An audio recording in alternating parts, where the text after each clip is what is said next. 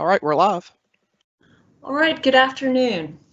My name is Rhonda Devine, and I'm with the Office of Finance and Operations, Division of District Support, Branch Manager for the Student Tracking and Data Branch.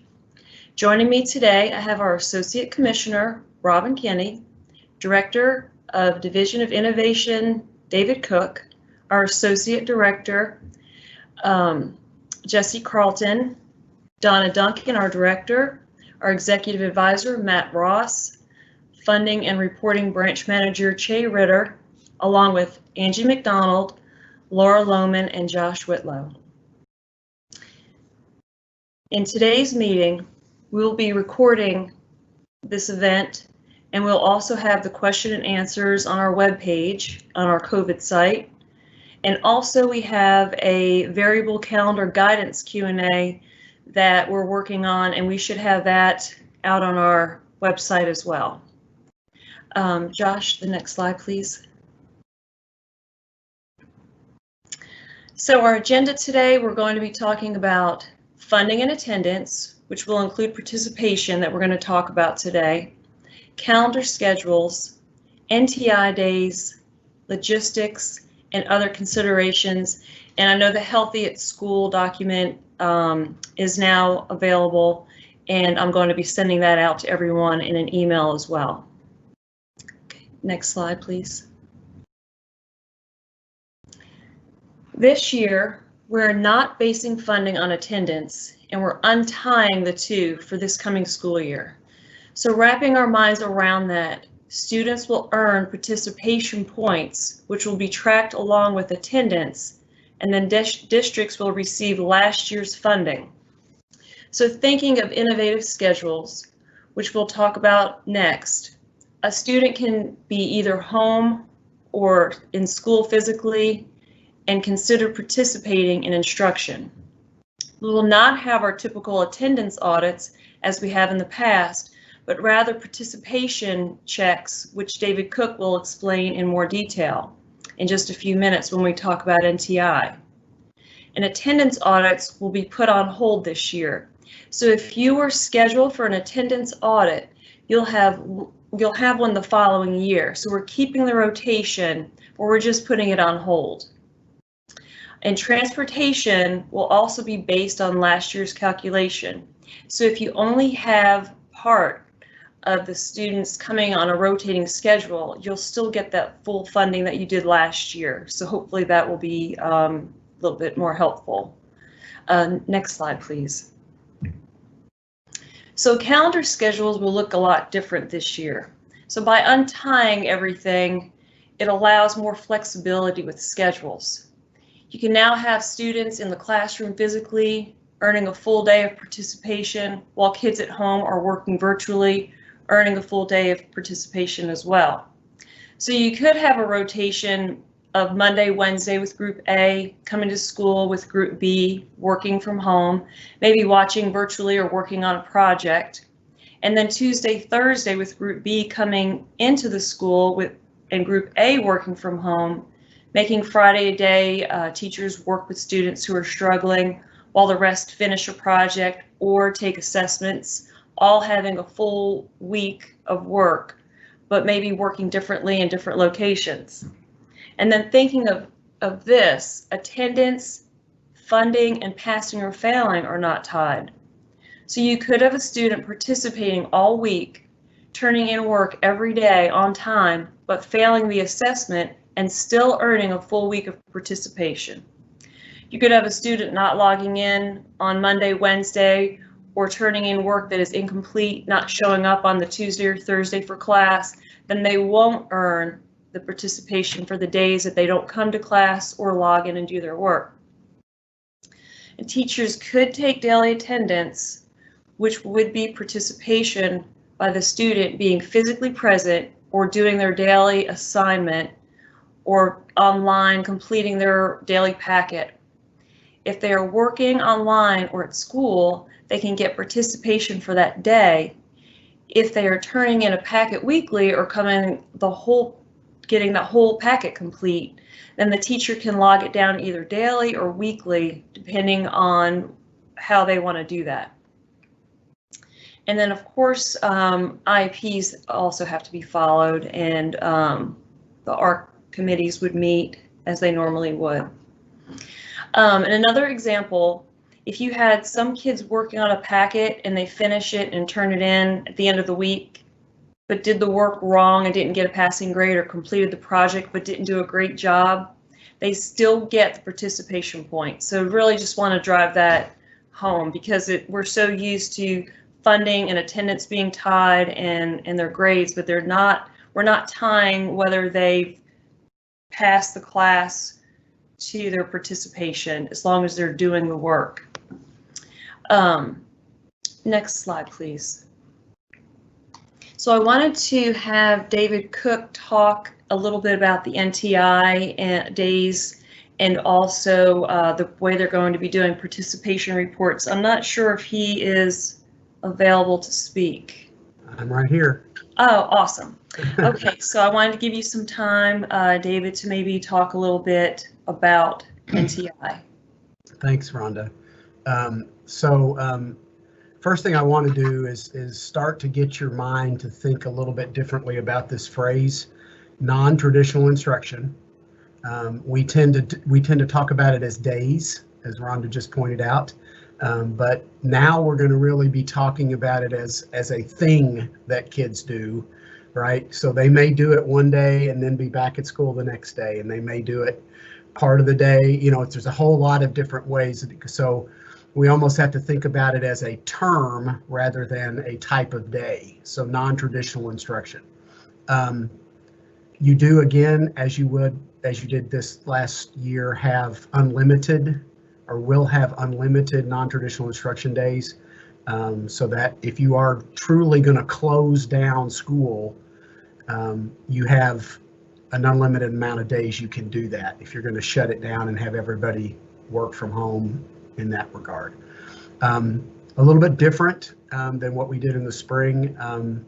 Your day, your instructional day that you get credit for on a full day in NTI day will be based on your calendar schedule, not an automatic 7 hours as it was this last spring. So participation, which everybody dealt with in the spring, is just a little, I think Rhonda explained it really well just a minute ago. It's just a little bit more, first of all, it's universal, which I think is going to be helpful to everybody, in that we're going to count kids participating regardless of where they are. If they're in the school, attendance is their participation. If they're not, it could be a variety of things, but the same idea persists. And I like what Rhonda said just a minute ago. Think about participation as they're participating in the work. It's not about their quality of their work. It's about, did they do work, right? They're still going to be graded, just like kids who are in the classroom are going to be graded. But they're going to, it's just a different way of having to think about it, because they're not in class and they're not, possibly not working on the work at the exact same time that the kids in the classroom are working on it, right? So it's about collecting that participation and recording that participation. So if Rhonda was in a remote situation, as an example, and she just gave a great example. Let's say we're a kid who's a paper-based student in remote learning. They're probably, most districts did this this last spring. They had collections of packets at the end of the week. So we're not going to require you to every day go in and put participation in if you don't have anything to put in, right? So it may be that you get a packet in and the teacher can then go back and look at it and enter the, kind of after the fact, enter those participation points for that student. If it's a digital kid, and I'm excited because I think a lot more kids are going to be digital this fall than would have been in the spring, that's really the easiest way to do it, because you've got all kinds of things. You've got the Google Classroom logins, you've got all kinds of things that say the student was working on their work at this point, and we can see it and that sort of thing. It's those kids who are without access to technology that we'll probably have to do the most backside kind of entering of participation. Let me see if right, so blended calendars follow the same instructional minutes of the in-person students. If an in-person students have 390 instructional minutes per day, then virtual students on the same day receive the same minutes. That's, I think that's pretty self-explanatory, but so I think just real quickly what I would say, I don't know if I have any others, if that's my only slide, Rhonda, or not, but I would just remind folks and begin to think about it, and you started us down this path, is just sort of thinking about, okay, now we have this one method of entering, quote, attendance for kids. As I said to Commissioner Brown the other day, participation is how we see kids, particularly those that aren't in classrooms. So when we're in attendance, I can see you. I can see Rhonda, and I know that she's there and she's doing her work. I can do that. So I got to have a way to see that the kid is doing work. And it may not be that I face-to-face see them, but, oh, look, I have an assignment that's been completed, or I have this over here. And that, so it's a checkpoint, just like it would be for you counting attendance for a kid that's in class. And I think that's why we tried to untie the attendance and the funding so that we can have these innovative schedules that would work, because different things are going to work for different age groups and different students. You have some students that really need that contact every day, and then you have other students that may not want to come to school. And we'll talk more about some COVID information that I received from Infinite Campus about how we can make attendance groups, and we're going to talk a little bit about that. So I think we're just trying really to give a little bit of flexibility so that districts can do what works for them. And you may even have a teacher that reaches out and calls a student, just has a conversation, and can log down participation for that child for the day. And then you could have kids coming in on Friday that are struggling and need that time. And then it'll also help with your class size. So if you have that split into groups, you'll have less kids on the bus, and you'll have really more time for differentiated instruction as well. So that's what we're hoping to help alleviate some of the stress behind everything that I know last school year with all the NTI days and the packets, and I think this will give more of an opportunity for some face-to-face as well as working from home. And one of the questions that I see on our Q&A is talking about the last year's funding, and what is that? What am I talking about as far as SAR numbers? So if you used 18-19, then that would be the funding that you'll receive this year as well. And then, or if you chose 19-20, then you'll receive that funding. So that is what was meant by that. Hey, Rhonda, we may need to see if we can get Che to jump in here just for a second, because and differentiate between, if those SAR numbers will be the same SAR numbers, but it may not mean that it's exactly the same funding. Yeah, there's a couple reasons why. The big one is property assessments. So district to district, usually property assessments go up, not in all cases, but across the state, as a big total number, it usually goes up. We don't know what they're going to do as far as how far up, how far down, things like that. So that will impact the funding. So if you think of it as the data that we're using is part of the formula, which is your ADA, your home hospital, your at-risk, those will remain, whatever your district chose, 18-19 or 19-20. But the other half of the equation, like property assessments, and once we get a budget for FY22, now this is pretty far out, obviously, they can set up different per pupil amount as well, so that can change your funding.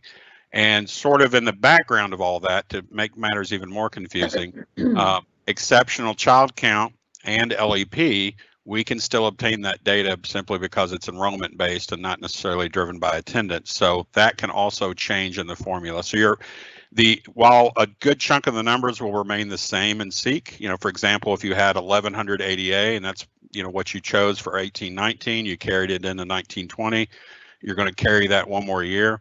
Some of those numbers in SEEK will obviously change, so necessarily your funding will change too. So I hope that is a little more clear. Your transportation then will be based on what you used in the last year as well. Yeah, so if the majority of districts stuck with 18-19 data, and we had, I think it's 14 that chose 19-20, some of which barely have any transportation. So when we run transportation, some of the 19-20 districts can impact your funding positively and negatively. We don't know yet. Mm-hmm. So you might see a little difference there, but it should be relatively calm in transportation because we're basically pushing everybody forward, with the exception of 14 districts. And frankly, a handful of those districts are, big enough to really push transportation numbers around. A lot of them didn't get a couple $1,000s a year in transportation. And then home hospital, from what I understand, that's all wrapped into that equation as well. So that will stay the same for this as well. So I think that was another question that I've had a lot of DPPs reach out to me this past few days, and that was one of the questions. Can you go to the next slide, please? Okay. Logistics. So Infinite Campus will be updated to work with the changes that we've just discussed. And one thing to keep in mind, daily attendance will still be taken, and there'll still be a check-in, check-out log for students as well. That's more for safety purposes. And you'll still be able to take attendance, which will count towards participation. So if you have your group A that comes to school, you can use that for your participation, that they're physically there. And then we were talking with Infinite Campus about COVID, doing it the same way we did with the flu, but I think what we thought would be a better idea would be to set up an attendance group. So you could have an attendance group for kids that are positive with COVID, one that was exposed to COVID, and then maybe someone in their household with COVID.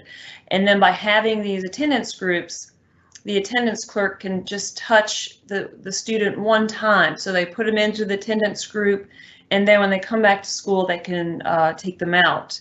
So we felt that would be maybe a little bit easier than trying to put each child in every day and having more of an attendance group.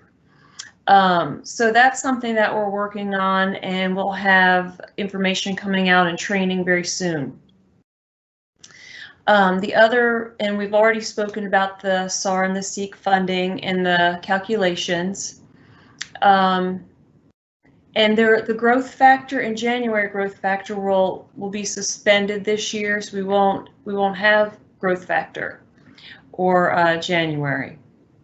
Next slide, please. Okay, and other considerations. As stated earlier, attendance audits will be different, and our auditors are actually going to be working with David Cook in his office with doing that participation tracking. So your regularly scheduled attendance audits that were scheduled for this year are just going to be put on hold. So next year, if you were scheduled to have an audit this year, you'll just have it next year instead. So it's not that we're skipping a year, we're actually just kind of freezing it and just moving it 1 year up. And also, Angie McDonald had a meeting this morning, and she talked about the guidance for Healthy at School, and it's been approved and it's out. I have the link. It's on our COVID site, and I'm going to send that out to everyone just to make it easier. So if anyone has any questions, feel free to send them in. I can scroll and see if I can find them myself. I'll read them for you, Rhonda, so you don't have to try and do double time here. Hey, Josh, do you want to start with what we have over on the Google form? Because I think we only have 2 there. I will. First question is, does KD have a form created for medical exemptions for students who are not able to wear a mask for their doctor to sign off on? If not, does the district need to come up with one? Guidance, please. And if Angie is available, I'll have her answer that. As far as I know, there are no, we don't have a medical exemption form that we've created, and that the districts can probably just create their own. But if Angie is available, I know she was kind of splitting herself between two meetings. I think Angie is splitting between us and the transportation directors, and I think she's still with them right now. So if she hops on here, we'll get her to speak to that, and if not, we'll make sure we get it in the Q&A. Okay, thank you. All right, your next question is, our district has decided to change our start date. What is the steps to enter a new enrollment date for our students? Okay, and I believe that so I guess you've rolled the students over and now you have the wrong date because they've changed their mind on the start. So that would require a ticket into Infinite Campus, and you can just let them know that your local board has decided to change the start date. And I think the first time they change it for you is free, but then if your board decides a different date again after that, then they would charge for that service. So be sure that when you guys make the decision that if this is going to be your new start date, that you're pretty sure, and then they send in that ticket and they'll fix it for you. That's all the questions I have on my end. Okay. All right, let's get back over to the Q&A coming in. Okay, so can I tell my middle and high school teachers that period attendance does not have to be recorded in Infinite Campus? And I think we're going to have to differentiate between, in-person students and virtual students, because correct me if I'm wrong, Rhonda, I think we still want that in-person attendance to be taken just like it always was. Right? Yes, I don't think definitely any of those. In person, because we also have our safety concerns as well. And I know normally a middle and high school teacher, you take attendance each period. So you would still be giving a participation for those students in each class. So where you may be taking your attendance when they come into the room with the ones that are there, and then you could always put in your participation for those students for the virtual, either that afternoon or at the end of the week. Right. Matt, those rules and regs aren't changing, right? That has the, in-person visits, the in-person instruction that the teachers in middle and high school have to take that period attendance. That's right. Correct? That'll stay the same. Yep. Okay. All right. All right. Let's see. So this is a question that's been answered, but I just think we need to put it out there for everybody. So if they're not following around on the Q&A, it says, so how does participation count or impact the funding? Okay, so again, we're untying funding because you're going to be given the funding from last year. So, and it's really difficult to wrap your minds around it because we're so conditioned to attendance and funding and getting that full day of attendance to get the funding, and so we're actually, that's why we're untying it for this year, so that if they are participating, then they get the one full day of participation for that day. So they may only be on or come to school Monday and not Tuesday, but then Tuesday they're working from home and they do that assignment that you have for them, or a project that they're working on, or an assessment, then they get the participation for the Monday and the Tuesday, even though they were only physically in the school the one day, if that makes sense. Yeah, Rhonda, Right. and just to And add David, some, I'm sorry, I was going to say, as you speak, could you speak to also the purpose for tracking that participation? so again, the purpose for participation, especially now that we're doing it for all kids, as I said earlier, this is the way we see that the kid was involved in the instruction, right? So that's what participation has always really been intended to do. The other thing I was going to point out to what Rhonda just said and what was the question that was asked is districts are going to be at 2 points during the year reporting their participation. So this isn't just at the district level, right? So just like kind of like what you did this spring, there's still going to be a reporting mechanism so that publicly somebody can see how participation is going in the district. So it's not just, you don't just get there's an accountability factor to collection of the participation information on students, because there's still going to be people who want to see, did 90% of your kids participate, or 85, or whatever that number is. So it'll almost look the same as a attendance percentage, but yes, this will be a participation percentage. And we talked also maybe about schools being able to send out a monthly, report. How would they do that? We talked about the one report maybe not balancing, but yet you could still use it for participation. Right, and I'll defer to anybody else who's the experts like Jesse on IC, but yeah, I think the challenge I would have to folks is, with all this functionality that IC is building in right now, to me the most efficient, simplistic way, not simplistic, that's not a good word, the easier way to do this participation will be in IC, right? So it's the place that would, reports are easy, house it, it's reporting easy, it's not, somebody doesn't have to sit back and then turn around and run a spreadsheet or something and try to figure it all out. It's already there. So Okay, thank you. And I'll speak to the reporting side a little bit. I know there's lots of those attendance reports that have been done, monthly, and you're used to balancing and everything. And without the attendance, you're not going to have those reports. But what we are working on with Infinite Campus is a way to report out this participation tracking.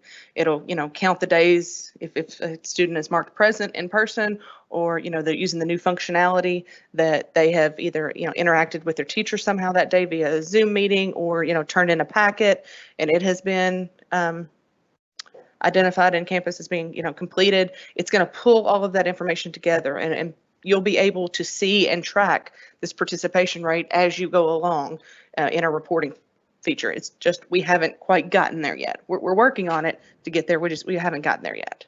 So, okay, hopping back over to questions here. If we change our calendar and have already submitted the 2021 calendar, do we need to resubmit or wait until the end of the year to submit an amended calendar? You can wait until the end of the year and send your amended calendar.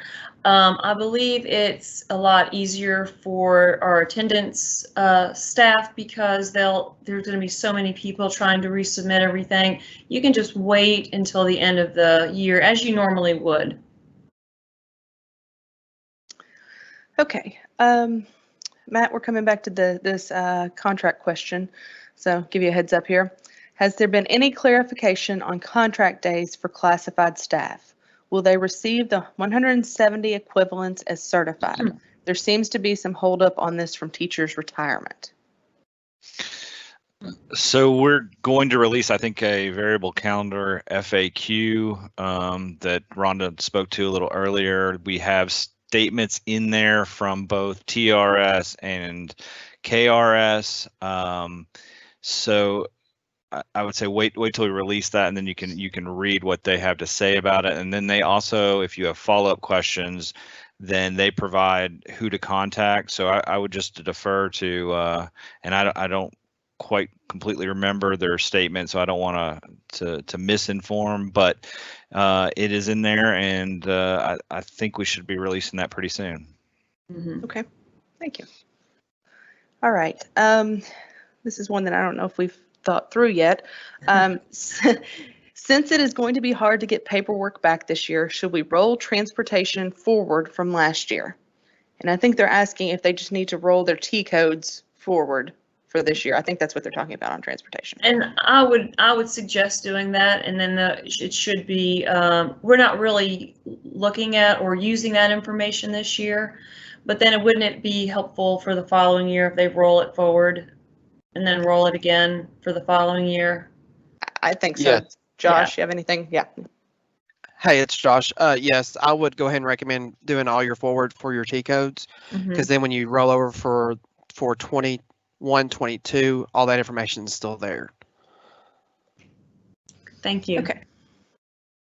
All right. This one has been answered also, but I'll just read through it for everybody listening. When using the variable calendar of 152 days, it's 7 hours a day. What about the non-instructional days that fall into the calendar, such as teacher planning days and so on? These would count towards the additional contract days past the 170, correct? Yes. And I believe that's correct. Yes. Yes. So you would have 152 days of instructional days, which would equate to 170. And then the additional 15, if you had a 185-day calendar, would be the opening and closing, your 4 holidays, and then that gets added into those extra 15 days. Right. Is there going to be an option in Infinite Campus to check an enrollment for virtual students? And I think what that question is asking is, are you going to be able to identify the students as virtual or in person? And I believe that's what there's new functionality that campus is working towards, that you'll be able to identify whether your student is an in-person student or a virtual student or in a blended group where they come some days, and then you'll be able to see the days that they're in. Is that what Now, you think? I think when they put their schedule together, can they show it in their schedule, or will they do the same type of where they have it outside of the day? I guess we're going to really have to think a little bit more in depth about that. the way go ahead. I'm sorry. No, I was going to say I was thinking that schedule would be kind of in the system, and you would have a daily. What I've seen for the new functionality is you kind of need to think about it as it's kind of these blended learning groups are kind of laying over top of everything you already have in your system. So, you can have a student who's fully scheduled, and then, it's identifying, putting them in these different groups, whether they're 100% in person, 100% virtual, or you can make multiple blended groups where it's a Monday, Wednesday, a Tuesday, Thursday, whatever rotation it is. And when you put them in these blended learning groups, it not only will show on their attendance, but it's also showing on their schedules. So when you go to the student's schedule, at the top, all of the schedule looks just the same, but you'll see beside like Monday and Wednesday, it might say virtual. And those are the days that student is in that blended virtual group. And I know it's really hard for us to be talking about this now with nothing to show you, but we're working on it. We're working with campus to get us some screenshots and to start some training and whatnot. And I'll take this opportunity to put a little plug in. I believe some of your cases, points of contact, received an email recently that I believe it's July 7th. Mm-hmm. Josh, help me if this date's wrong.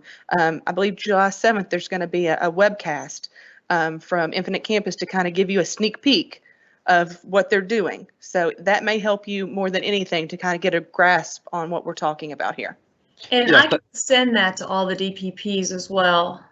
I'll say that email came from Becky Jenkins, and also Lisa Roten had sent that out as well. Okay. So that'll hopefully give everybody a little bit more of a grasp on what we kind of keep talking about, because I know it's hard if you haven't seen it. Okay. Can we have part of the day in class and the other portion of the day as virtual for everyone 1 day per week? Absolutely. Yep. I think that's one of those options that you're. Okay. Will we actually be able to file truancy for students not participating? That's something that we spoke about yesterday as well. So I don't see, if the student is not following the procedures that you have set forth in your district, then yes, because you're still going to have the participation. You're going to have the teacher notes as the parent notes, and then doctor notes and things of this. So if they're not coming to school or they're not participating, then after a certain amount of days, it would equate the same as if it were any other school year, and you would be able to follow, send truancy letters and proceed from there.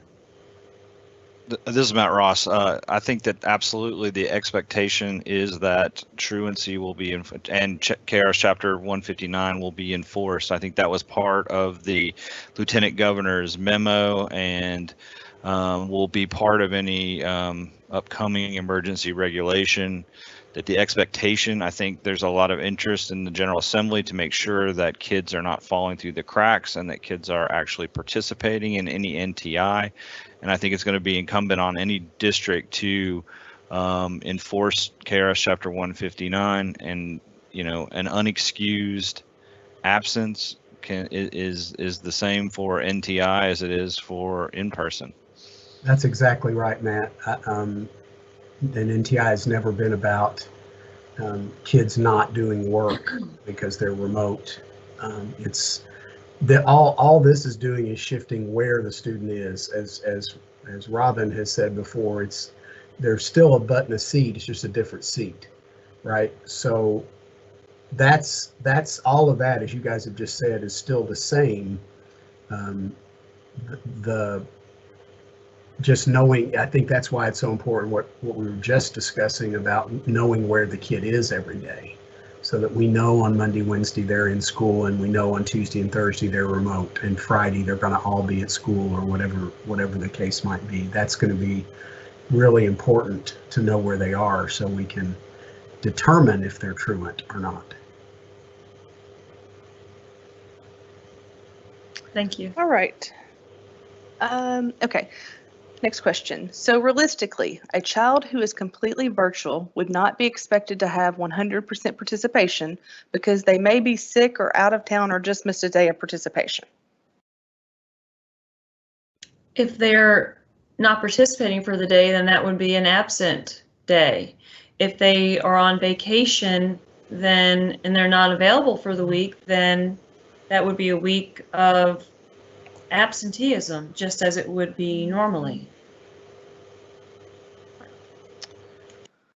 All right. So yes, I think everybody's on the same page there. So good. All right. If we submit a traditional calendar, can it be amended to a variable calendar and vice versa?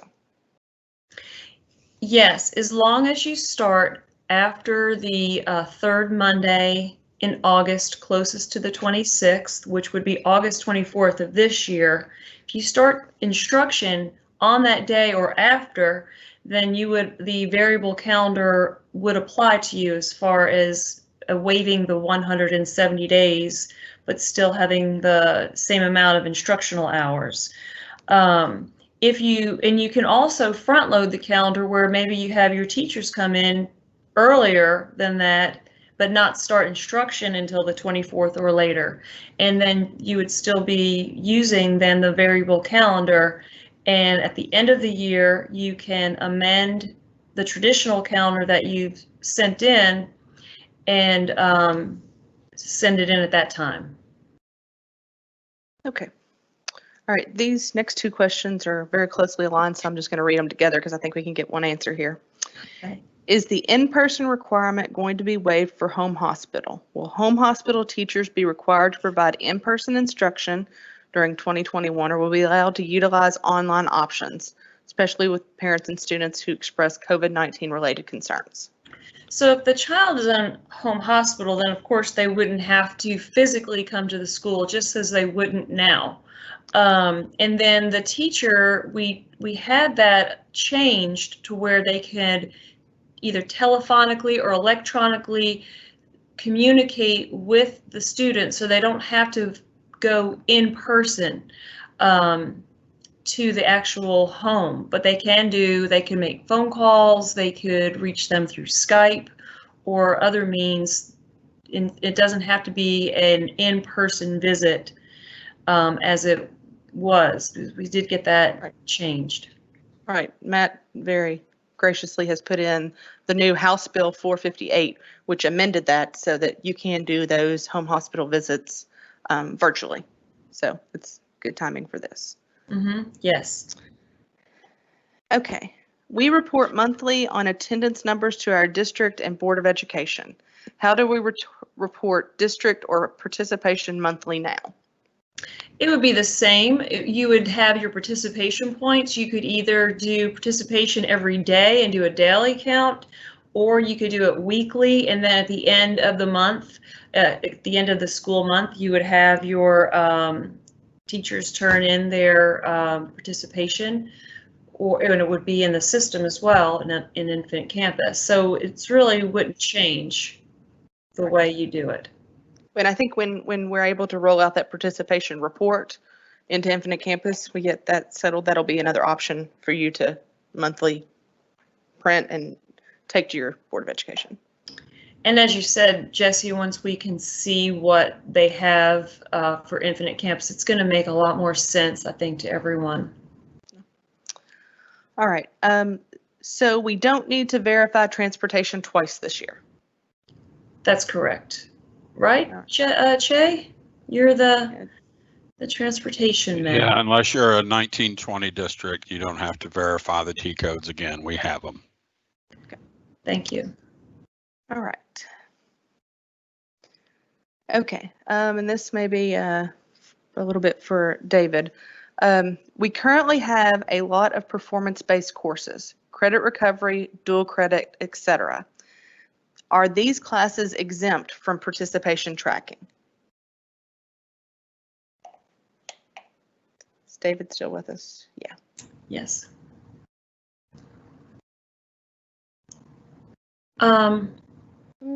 We talked about this a little bit yesterday, and we're still trying to decide or figure out how to count.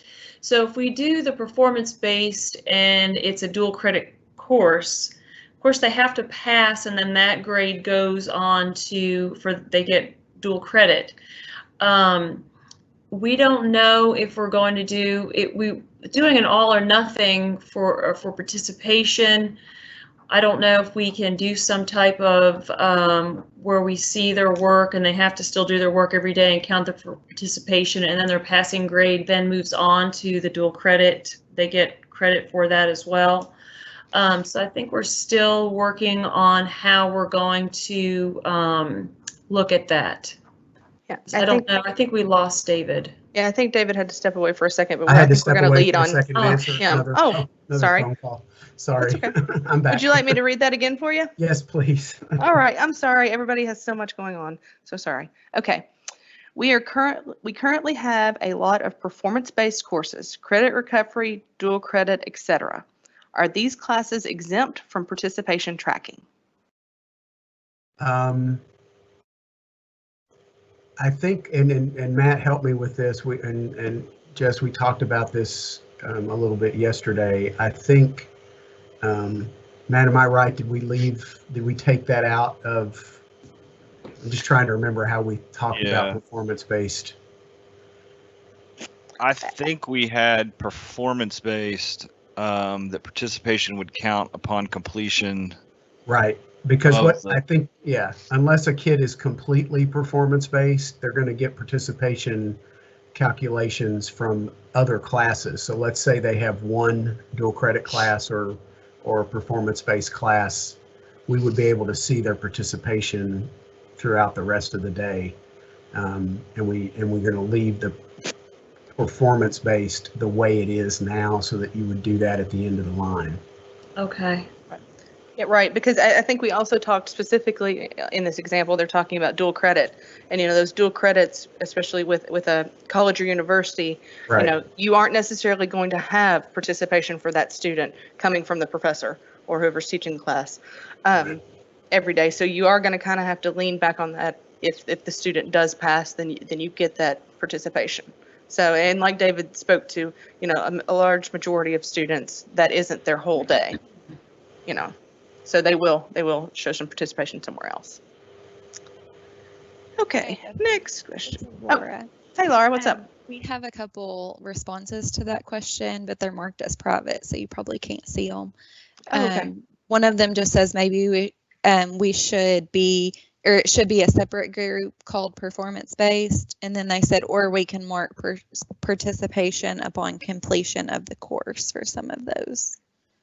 Okay, yeah, and I think that's what we were talking about was they would get that participation upon the the completion or, yeah, and David, we may need to look at that to looking at the completion of the course rather than, the passing grade of the course. Mhm. Right. Well, and also too, if we were talking about a monthly report of participation, so that may be something that we need to think about as well, because you won't have anything until they pass. Right. Right. And we could leave them out of that until the end, kind of like performance-based is now. You don't see them. It doesn't mess with your attendance. So yeah, that's one of the things we're continuing to work on that performance-based option.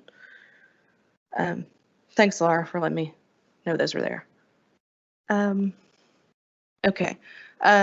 Sorry. The days that teachers receive credit for up to 170, do we mark those as teacher equivalency days in our calendar?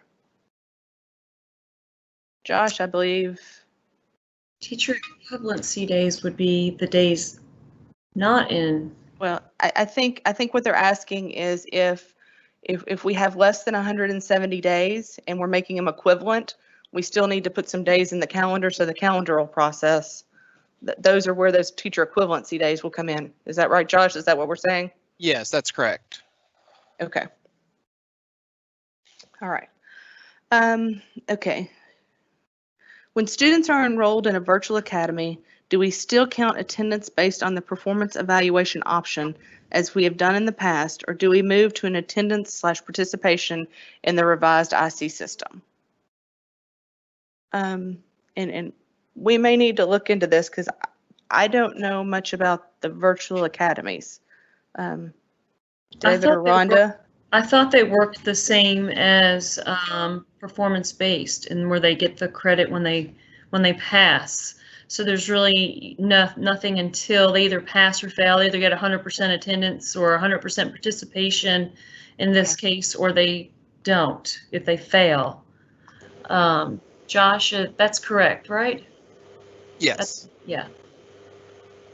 So that's the way it works for attendance. I think that's one of the It'll other be ones the we'll have to same. kind of, Yeah. we're thinking it'll be the same for participation. Is that right, Yeah. David?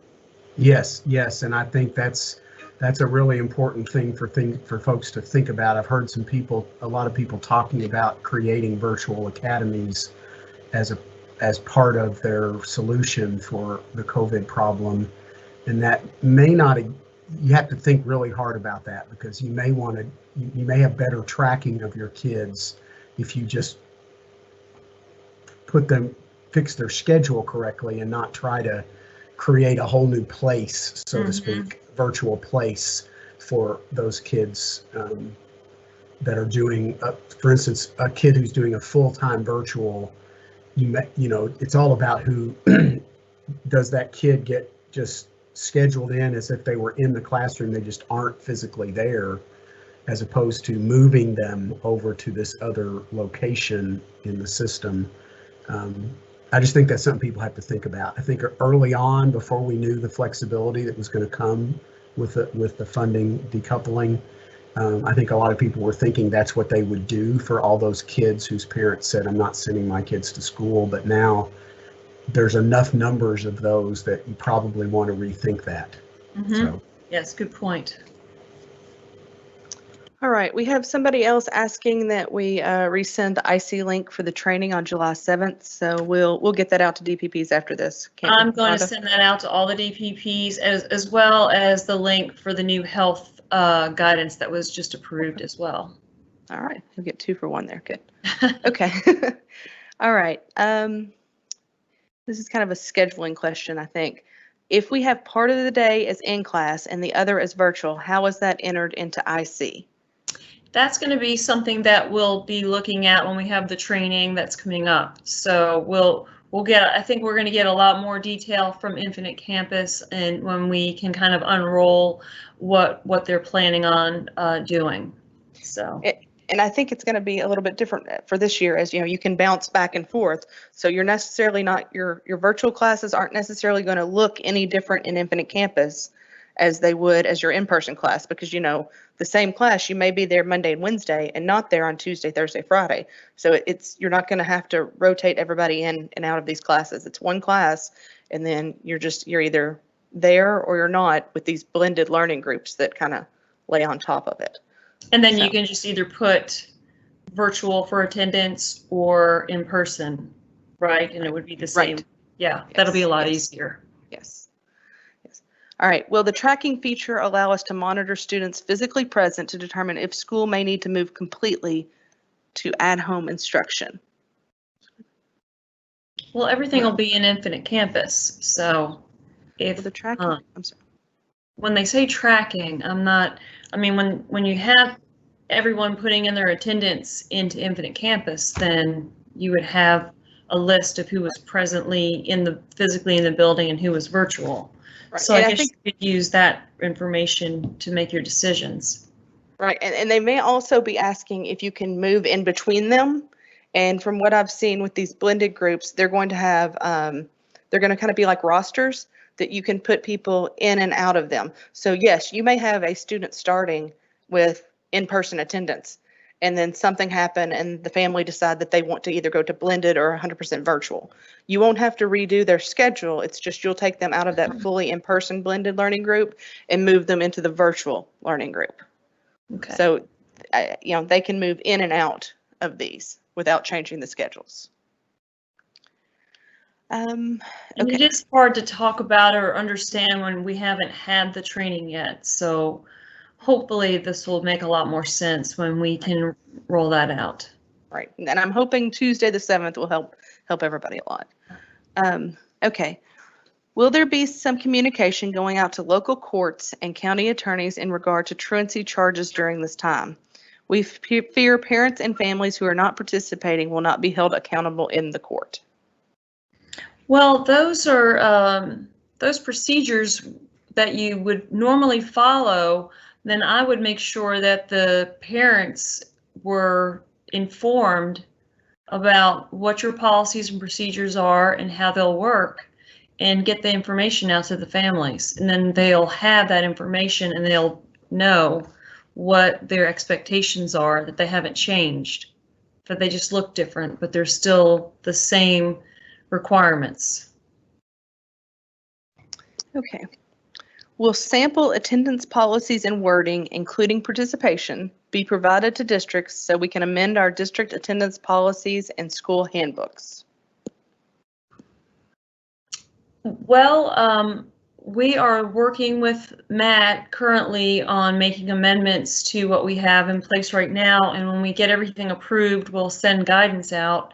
And then as far as districts would have to then update their own manuals, we have a pupil attendance manual that we're working on right now, and we were making adjustments and changes, and now we're going to have to then kind of revisit and put some of the new language and things into the pupil attendance manual. Districts could use that and revise their own policies and procedures. Okay. Somebody else before I go to the next Yeah. question? Let me, so this is Matt Ross.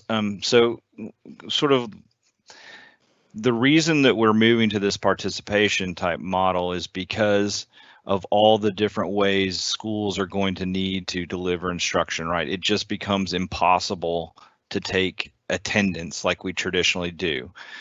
So we also need to keep in mind that these changes to this participation we believe will just be for the next school year. So we're trying to change as little as possible and still be able to make sure that we're engaging students and that we're tracking that engagement through the participation. So we're really trying to, it may seem like a lot of changes, but we're hopeful that this will just be for one school year and then that we can get back to some version of normal. But we're truly trying to change as little as possible. So when it comes to attendance policies and truancy and things like that, we're trying to avoid any major substantive changes. And I do realize that you may have to update handbooks, like policies for a year, but we're really trying to stay away from any real major revisions, for what it's worth. Okay, thanks, Matt. Okay, looks like we have just a couple more questions here. If we choose to start school before August 24th, and then there is another outbreak where we are required to close school due to COVID, will we still be required to complete the 170 days instead of the option to complete 1,062 hours? Yes, because they started instruction earlier than that Monday, and they will then have to follow the 170 days or 1,062 hours of instruction. So they can only take advantage of the variable calendar if they start on or after the 24th of August this year. Okay. So let me add an unless there real quick. There is if there were to be a second wave or a spike, there is a possibility that the governor or the General Assembly could come in and do like they did last year with Senate Bill 177. But I wouldn't bank on it. I wouldn't. But there is always that chance. Emergency, yeah. That's right. All right, last question, and it's a virtual and performance-based setup question. So Josh, perk your ears up here. If we do move some of those performance-based classes to attendance classes to track participation, would we still be able to leave them in the bottom of the schedule with the placeholder during the day? Would it still be able to pull overall participation that way? That would be something that we're going to have to work with Infinite Campus to see and do some testing, because I'm not sure how I haven't seen the participation part yet. So that's something that we're still learning. Well, and I would think, if you're leaving that placeholder, At and the I bottom. know, well, or the placeholder in the schedule, right? Yes. Right now, the placeholder in the schedule is not marked for attendance, right? Correct. But you could, during this year, if that was marked for attendance, it would be picked up as the participation during the day. And then you could, box. yeah, if you hit the checkbox in it, which I know isn't quote unquote proper performance-based tracking guidance for that placeholder, but that attendance would, count towards that participation. The only There. thing is with that is if they start in the middle, like if they start performance-based and then halfway through the semester and they want to change it to attendance, it's going to have to be changed. It's going to go, okay, and then you're going to They'll lose take- everything else. So, Yes. okay. Yes. All right, we'll have to look into that one a little bit more and see exactly how that's going to interact with this participation model. So, okay. Oh, another one has popped in. All right. Will districts have the option to choose 18-19 SAR data for the 21-22 school year, since 2021 attendance is based on participation? No, this is a Che question, but whatever they chose, the 18-19 or the 19-20 is what we're going to be putting in the system, because we're not rerunning the SAR this year. Yeah, I got to read that to kind of make sure I understand it. Well, districts have the option to choose 18-19 for the 21. Okay, so if you chose 18-19 a couple of, basically a couple of weeks ago, then that's kind of what you're stuck with for the next 2 cycles, basically. And if you were one of the 14 districts that chose 19-20, alternatively, that's what you're stuck with. So we're not going to have a different ADA going forward for 21, 22, or 2021 for that matter. I think that answers that, I hope. Right. So your 2021 attendance isn't based on these participation numbers. It's based on the attendance that you selected last year. Yes, that's putting it a lot more clear. Thank you, Jesse. For the ADA. Yeah. Right. So we kind of need to think about this participation as something different and that we're doing that's not tied to the attendance and to the funding, because your attendance and funding is held to what it was for this year. Mm-hmm. Okay. Okay, I think that's all I have here. Josh, has anything else popped in on the Google Forms in the last little bit? Yes, and Angie's also on the line, so I'm going to ask that first question again. Okay. Okay, good deal. Hi, Angie. Hey Angie, this one's for you. Does KDE have a form created for a medical exemption for students who are not able to wear a mask for their doctor to sign off on? If not, does the district need to come up with one? Guidance, please. No, there is not a particular form that has to be completed. It does, I mean, it could be something simple from your medical provider, just something, a statement written on a prescription pad. Or if you're unable to get something from your medical provider, it should be addressed if that student has an IEP or a 504 plan. If the ARC committee determines that that child needs to have a waiver from a mask, that documentation is acceptable as well, but there's no standardized form. Okay, and I have one more question that's come in. Will students on virtual schedule need a totally performance-based schedule? All courses set up to reflect that K-12. And I think we've kind of already touched on that. We have to see what we've gotten with Infinite Campus as far as performance-based and look a little bit deeper into setting those up. All right. Okay, I think that's all we have on my side. Okay. Okay, and we're right up against 2 o'clock here, so. And we are working on the pupil attendance manual, and we'll put the new changes in red so you'll be able to see what has been added for this year. And we've already gotten it together. We just really need to update the few things that we have just recently changed, and we'll put more information about the participation and maybe have some screenshots and things in there that'll make things a little bit easier once we have everything rolled out from Infinite Campus. And as usual, just call me or send me an email if you have any further questions, and we'll try to get them answered for you, and or forward them on to the correct person. So again, I appreciate everyone attending today and reaching out and sending us questions. And you can see our KDE support team. We have our numbers listed and email addresses. So hopefully we will get back together in 2 weeks. And I'd like to keep the Thursday available as we have in the past. We moved it to Wednesday because of the holiday week, and I thought maybe people might be taking off a little early to enjoy the holiday weekend. So we'll get together. I'll have to get my calendar out and see if I can see what day. Probably the 16th.